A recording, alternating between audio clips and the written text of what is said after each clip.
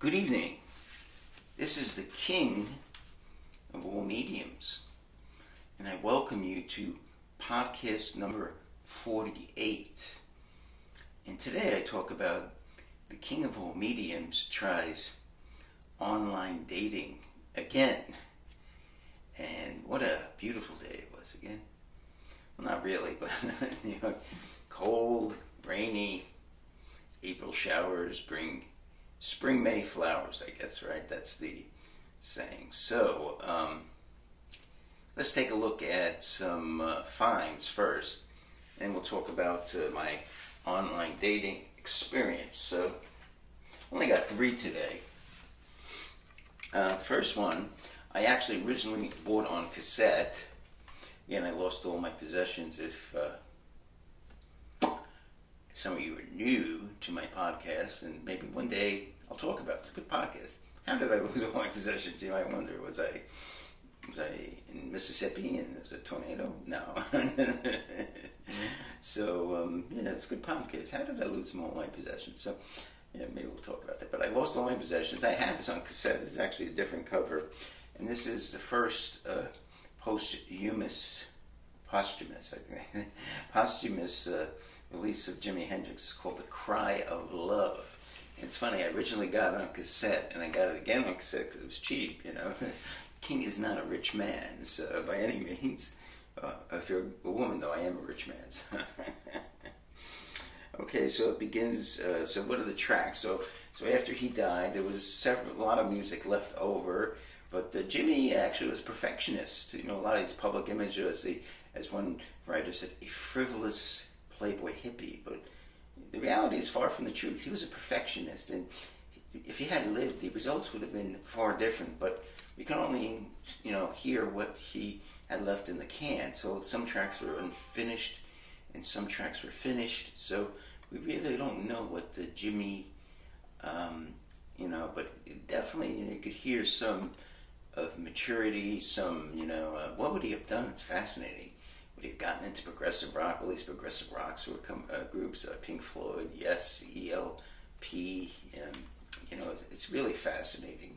There's also CSN, all these folk rock groups. What would he have done if he got into acoustic guitar? It's just a fascinating question. He never could answer it. He wanted, one of the things he wanted to get into jazz and, more orchestral elements. I've read a lot about Hendrix. That's, if one artist I know more about than anyone is Hendrix and the Beatles. Those two, 1 and 2. I don't know, I'd say probably Hendrix, maybe the Beatles. I don't know. I know you could ask me anything about Hendrix pretty much because I've read every biography there is. So, okay, so let's see what's on this. It begins with Freedom. It's a good song.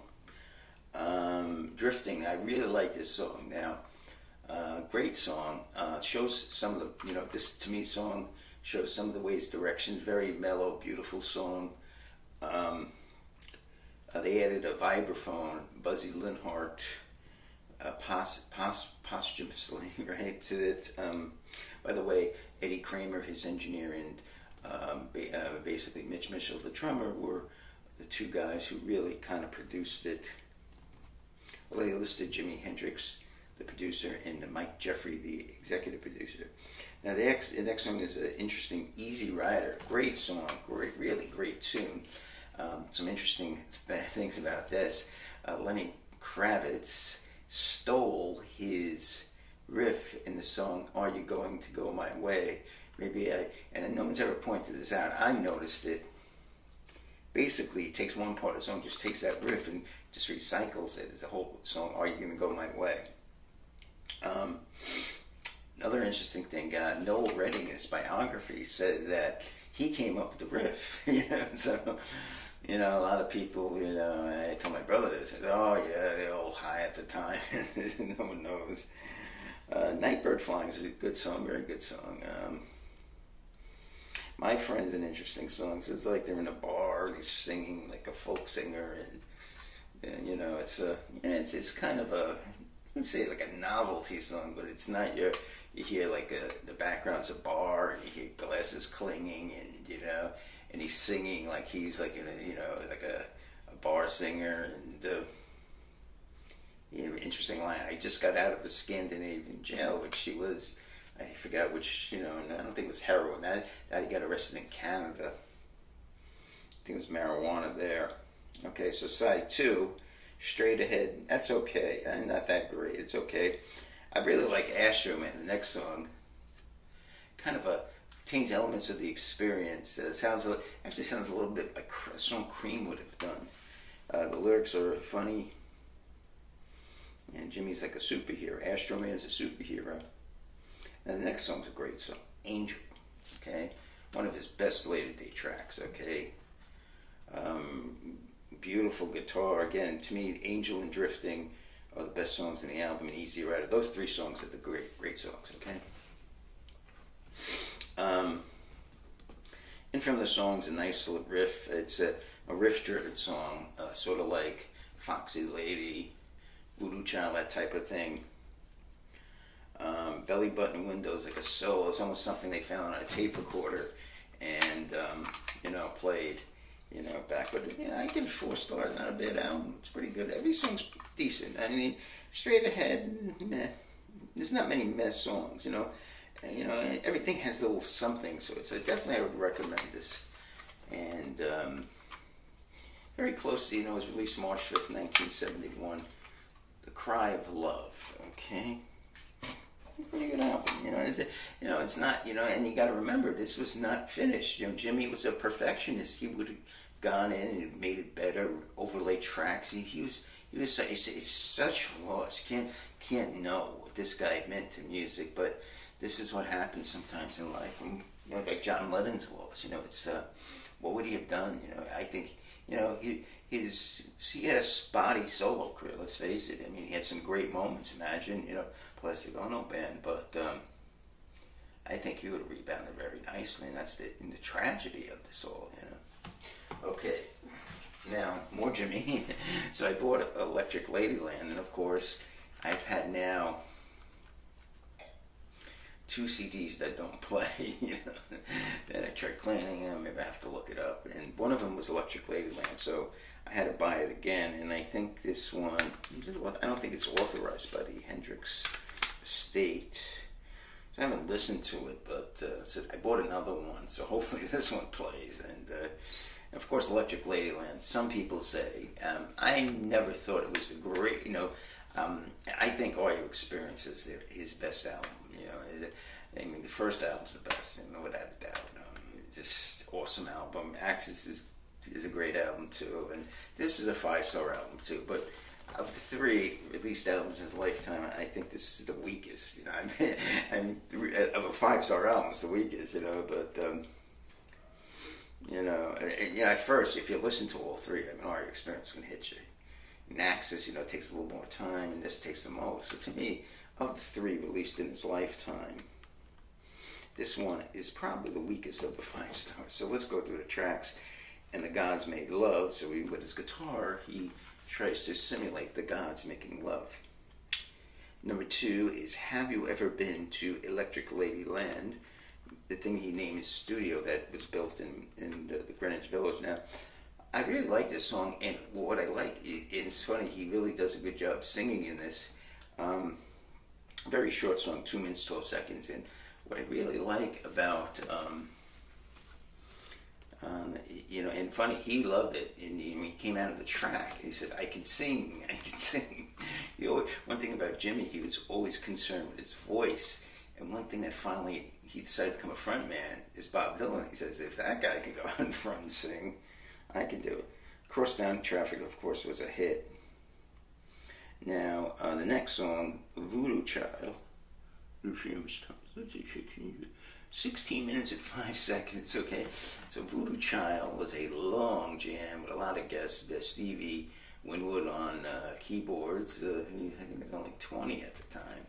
And so without a lot of his bandmates and a few guests, he went into this long, wasn't crazy about it. It's good, it's not, I thirst for 3-minute pop. I like things like Little Wing and love of confusion and that type of thing. That, you know, that short things that you can, you know, kind of, you know, take in, you know, it's okay. Okay, side 4 begins with a Noel Redding second song.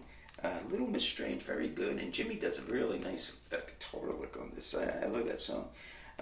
His first really mess song, I think, is Long Hot Summer Night. A little soulful, but nothing too great. It's another song which is a cover, Come On, Let the Good Times Roll. I think he had a lot better material. The cover is not a good song. Gypsy Eyes is a good song, nothing again great. Again, so there's a lot of weak tracks on this, I believe. That's why I kind of, to me, it's one of the more overrated albums of all time. Still, it's 5 stars, but there's so many people. It's, oh, wow, it's such a tremendous album. There's a lot. By the way, it's a double album, but of course, the CD can fit it all in one. Burning the Midnight Lamp was released as a single. That's a good song. You know, it's but there's a great song on the B-side, The Stars That Play with Laughing Sam's Dice. I never understood, why don't you put that on this instead of a Gypsy's Eye or Come On With the Good Times Roll. Okay, that's weird. Now, the order is changed now. Oh, no, I'm wrong. Okay, now, so side 2 ends, you go to side 3. Okay, Rainy Day Drift Away is a jazzy type track, very, you know, slow. Oh, it's okay, nothing special, you know, it's okay, you know. I won't, you know, want to listen to all day now. It's, track 11 is a great song, okay. They're one of my favorites of all time. One of the great long tracks of all time, 1983, A Merman I Should Turn to Be, you know. One of those, you know, almost a progressive piece where you really, you know, it's a beautiful melody and 13 minutes and 46 seconds of it. You know, great. I mean, great. I don't know if you ever heard, if you haven't heard 1930. And by the way, I don't think it's on YouTube. So that's one of the reasons why a lot of people have not heard it. It's not on YouTube. You see, Hendrix songs often are not on YouTube because they didn't license them. Because I guess they don't think it's worth it, you know. But a great song, very melodic. It's very not heavy. It's a very gentle piece. It's just a beautiful. It's called. I think he called it a sound painting. It's a beautiful, beautiful song, and you got it. If you haven't heard it, that's one reason to pick this up. Okay, Moon, Turn the Tides Gently, Gently Away. There is another one. That's the ending, really, of 1983. Okay. Okay, side 4, Still Raining, Still Dreaming. Okay, that's very similar. It's like almost to pick up a rainy day, dream away. House Burning Down is a good song, not a great song, a good song. Of course, the cover of All Along the Watchtower. Okay, one of the maybe the greatest cover versions of all time. I think 3 of the greatest are Joe Cocker's with a little help from my friends, and Grand Funk does a job on the inside looking out. Yeah, so unbelievable. Those 3, I think, are some of the greatest covers of all time. Probably more, you know, I'll think of them when I, you know, maybe I'll do a top 10 greatest covers of all time. Those 3 would have to be there. And finally, of course, Voodoo Child. Slight return, a little different. The spelling on the child is different, C-H-I-L-D, C-H-L-E, okay? This one is C-H-L-Y-D, of course. Wham, wham, wham, wham, wham, wham, wham, wham. Great riff, great song, great lyrics. You know, it's still a 5-star album. You get so much in, but not as strong, I think, as the first 2 albums, okay? Great album. Okay, final tonight. So the King of All Medium is kind of an old track. So one day I went to my friend. He said to me, "You should hear this guy Matthew Sweet, right?" And I said, "Okay, you know, have an open mind." And he has basically the same taste as me. And so I heard some of the tracks, and I was very impressed. So I got the CD. I lost all my possessions, but I got it back. It's called Matthew Sweet Girlfriend, right? And great. I mean, I'm only going to talk about the first 6 songs because that's all I remember. And I went through. I didn't go through songs 7 through 15. By the way, you get a lot of music. He fills this damn thing up. You know, he doesn't fool around. This guy.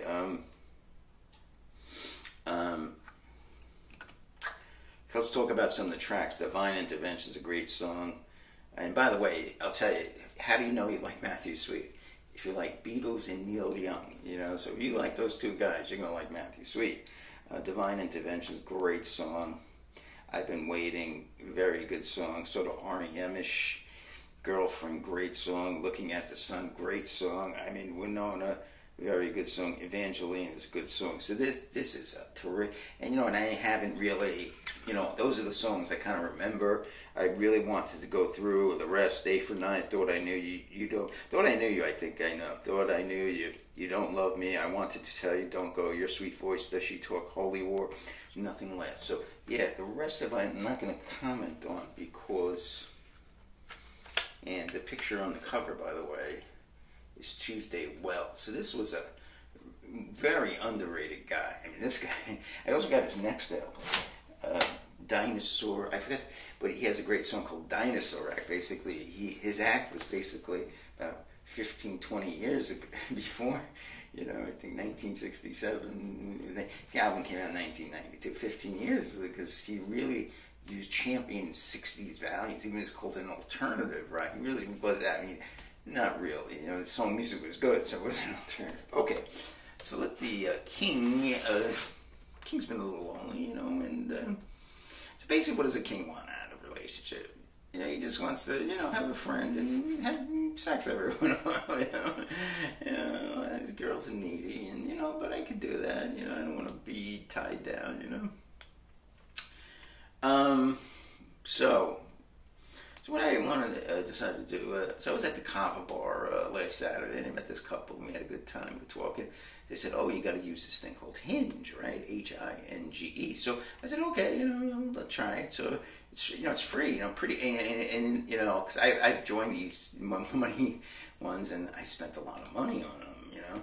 So I went to Hinge, and so I basically have had 3 experiences so far. One interesting one, and all 3, by the way, girls have been attractive, you know, not beauties, you know, I mean, but they've been attractive, like, to me, like, looks-wise, I've been satisfied. It takes, you know, I'm very picky, which I shouldn't be, looking at my face, you know, so what I, you know, so the first one was a Hispanic girl, and it said Greenwich Village, and I thought, she's very cute, and nice-looking girl, body was nice, I was very satisfied. So then the first interesting thing, she says, so I have 5 children. I was like, I'm not too thrilled about that, but, you know, it's going to happen. So I kept, you know, going, and then first weird thing, she asked me for a full name. So I gave, you know, my first name, and then I gave parts of my last name. I put a bunch of characters in it, you know. And then she said, you know, she was from Corpus Christi, Texas, which is about 2,400 miles away. Okay. So I just said, well, so immediately the red flag scammer came up, and of course that's what she was, and because I know more, because I used to be on Instagram, these girls, you know, obviously just wanted money, but so, you know, conversate, and then what kind of odd is, you know, I finally said, well, I just better get rid of her. So I said, listen, you know, very pretty girl, but you're just too far away. I mean, I don't even like to go 8 miles, you know, to see a woman, you know. She goes, no, we can make this happen. Don't worry about my children. My mother can take care of them. She's like 44 years old. And I said, well, I you know, and I said to her, I wouldn't want you to do that, you know. No, don't worry, everything will be taken care of. So one of the things they tell you about these things, that's a scam. It's not only a red flag, that is a scam. Then I was like, well, maybe she really, so how could she want it? You know, she didn't even know me. You know? It says, okay, then she immediately gave it away. She goes, she sent me a WhatsApp code, okay? And then she goes, tell me the code you just received. I said, no, I'm not going to tell you. So I guess something with getting your name in this WhatsApp code does something. I don't know, you know. I think one girl one time asked me for my bank account. So I just blocked her after that. Okay, so that's one experience I had. Pretty girl, but obviously she's a scammer. The second girl, she's cute too. She had a nice face, and I was trying to talk to her, and I just said, I'm having trouble seeing your profile, and she kind of offended to that. I want to stop talking to me. And the third one, she was cute. She lives in Tribeca, and so I said to her, let me seize this. And I said, hey, how would you like to go? It was this Friday morning. I said, hey, how would you like to meet? Meet? I'm not going to, meet at this combo bar. Tribeca's, if you don't know New York, it's very close to this place. And she goes, no. I said, okay, that's fine. Nothing wrong with that. Okay. She's got to know you better. Okay, not a problem. Not a problem. And then she's like, it's like kind of weird. Something about her is like really weird. She's not working. She quit her job, and I don't know. It's just something. I'm not getting good vibes from this girl. Then she's messaged me a lot. Then she stopped. So this one doesn't look good. So I don't know, but it's not. I mean, for free. I mean, what they do, they limit the amounts you could every day, but for free, they lie to message for free, so that's not bad. That's my theory. If you get this thing for free, it's not terrible. I mean, the thing is, I don't want to date someone from Center Region Long Island and I don't have a car, this incel doesn't have a car, so that's my theory. So, I put it goes harm. It didn't really go horribly. So, but it's just the three candidates have run into issues. I'm not good with these online things. I never have been. Like they used to have. I remember AOL used to have these chat rooms. I was always terrible in these chat rooms. And then these. I'm much better in person. It's like I point things out. I'm a good conversationalist, but I'm not good in these chats. I'm weak. I don't know I don't see the problem. To me, a lot of conversations not verbal. I can see you should wear a shirt. I can say, oh, that's a nice shirt or whatever. So I'm not that good. With that. So all right. So we'll keep this nice and short. This is podcast number 48, and remember, it's always a beautiful day, and you have a great night. By the way, so what's coming up for the weekend? And I got a great idea. Well, I'll tell you that. I'm so smart. Okay, so this weekend, let's tell you, there'll be 2 vinyls, Saturday, Sunday, or today, Saturday, and the vinyl is we're gonna have a American band. It's going to be an American band and some hits from them. They had a pop career, a lot of very poppy. And then Southern band. It could be Marshall Tucker. It could be Outlaws. It could be Molly Hatchet. It could be Lynyrd Skynyrd. It could be the Allman Brothers. Don't know. The King doesn't know yet. He has them all. So have a great evening.